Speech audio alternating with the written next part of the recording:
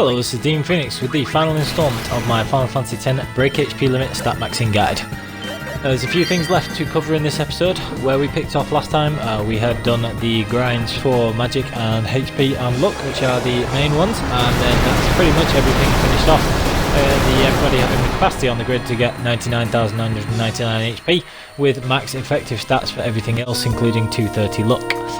Now we have to get all the armour for every character to make use of that, and this is the last massive grind, and it's a little bit frustrating because this one is largely luck dependent and it means getting break HP limit, and there is no good way of getting break HP limit relative to how efficiently you can do the other stats and everything else. So you can see here that I've done most of the luck for Auron and Kimahri, even though they haven't had anything else boosted, and all the other characters have had their luck maxed.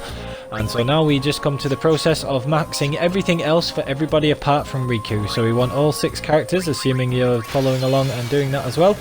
You want to get enough fortune spheres that will eventually be able to finish off Kimahri and Auron's luck, but leave them at less than 130 for now. And the reason we're doing that is so that Waka can still hit them like this, to be able to farm fortune sphere with his loner method. So you get enough fortune spheres so that you are able to, when you have maxed everybody else's stats, you can use those fortune spheres to max Kimahri and Auron's luck from 130 to 230. But the next thing we have to do is go through the other 6 characters, keep Riku's HP minimum because it's useful for multiple things, but keep Riku's HP at a minimum and fill everything else with every other character. So this is using Riku's triple overdrive first strike initiative weapon, which we built for using the break HP limit farming against Ironclad. And because she still has minimum HP, you can put Tidus with Comrade Overdrive and then one of the other characters before you max their stats with just an initiative weapon on their base stats, and that stops Kotos from being able to get any ambushes.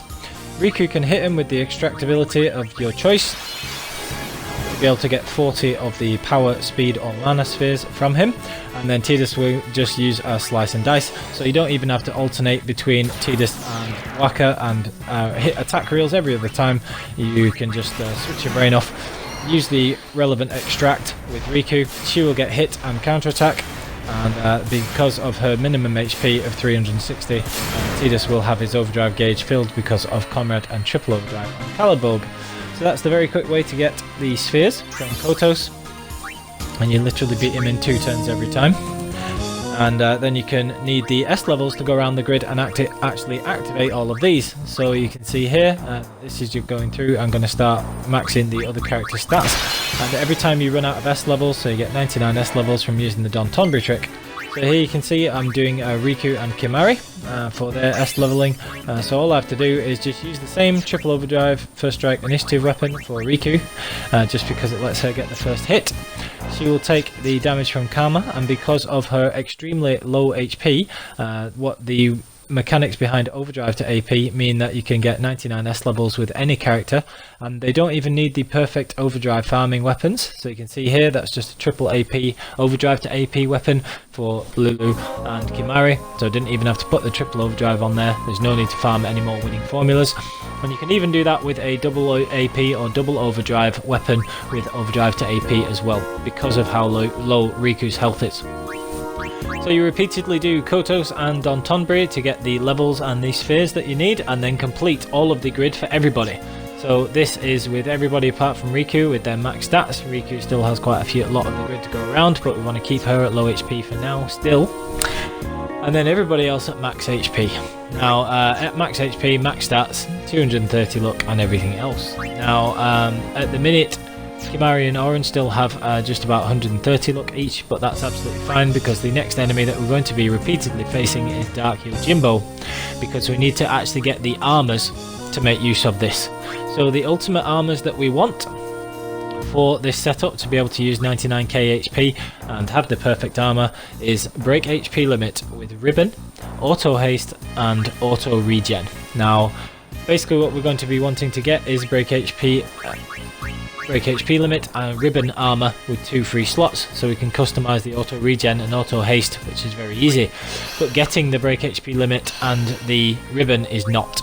You either need 30 Wings to Discovery and 99 Dark Matters and customize that on a 4 slot armor, or you need to get one of those abilities on a 3 free slot armor and customize the other, or you need to get a break HP limit ribbon armor itself. So Tidus already had a ribbon armor which I put Auto-Haste and Auto-Regen on, and I used the 30 Wings of Discovery from the Remiem Temple to put break HP limit on his armor.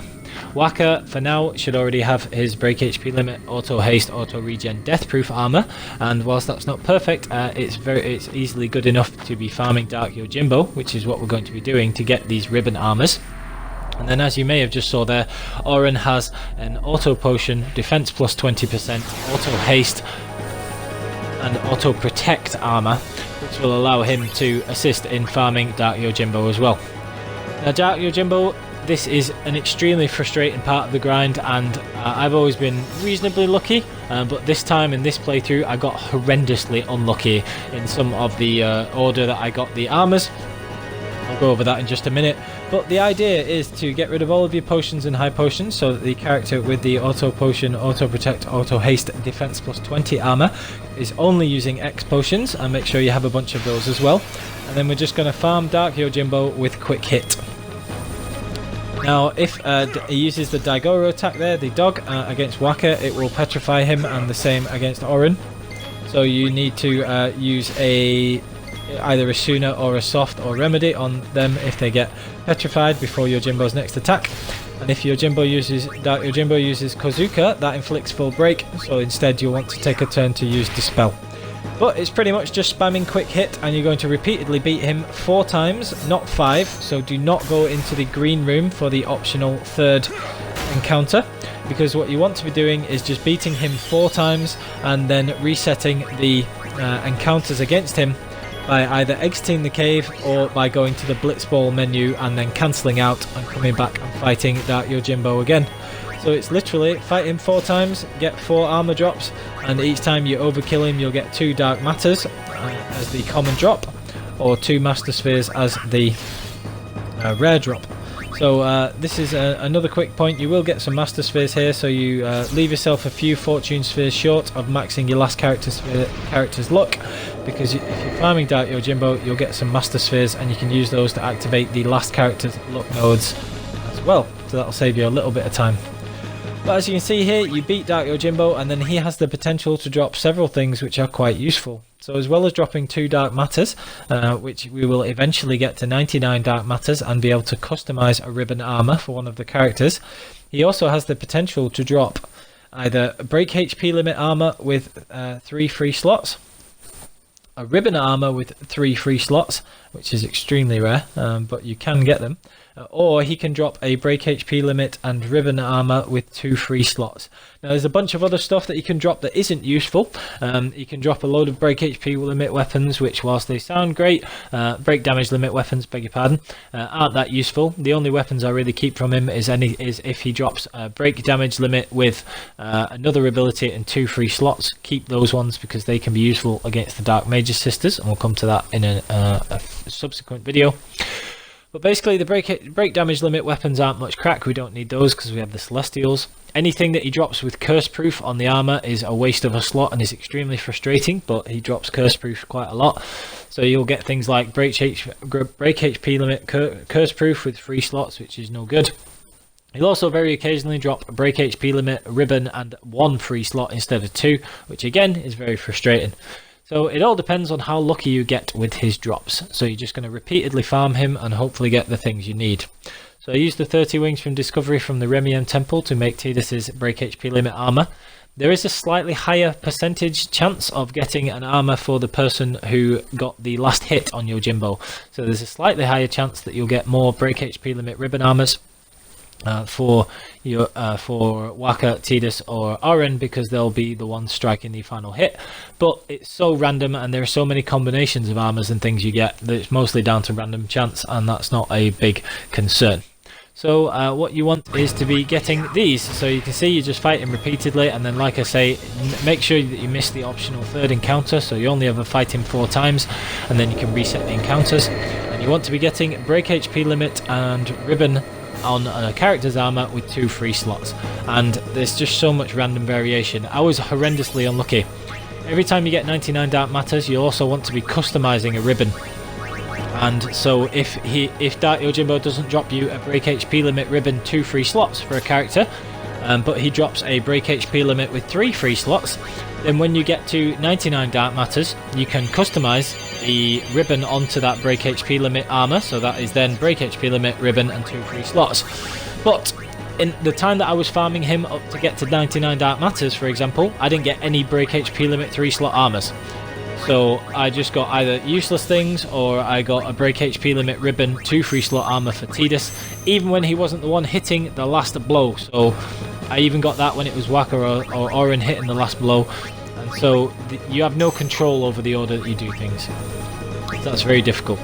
So there I got a break HP limit armor from Nemesis for Waka, which we'll come on to later. I was lucky enough to get one of those on the time that I beat Nemesis.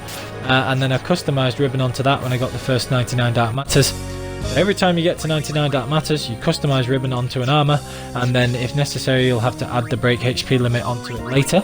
But hopefully you will get a break HP limit ribbon and 2 free slot armor for most of your characters in the time it takes you to get up to 99 Dark Matters.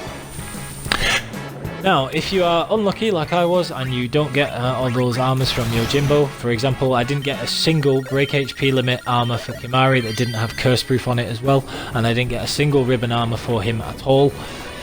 So I got a ribbon armor with 3 free slots for Lulu, but none with break HP limit and loads of stuff like that. So if you are a little unlucky like I was, even with all of your farming from Dark Yojimbo, then you'll have to get the Wings to Discovery items to put on the break HP limit armors instead.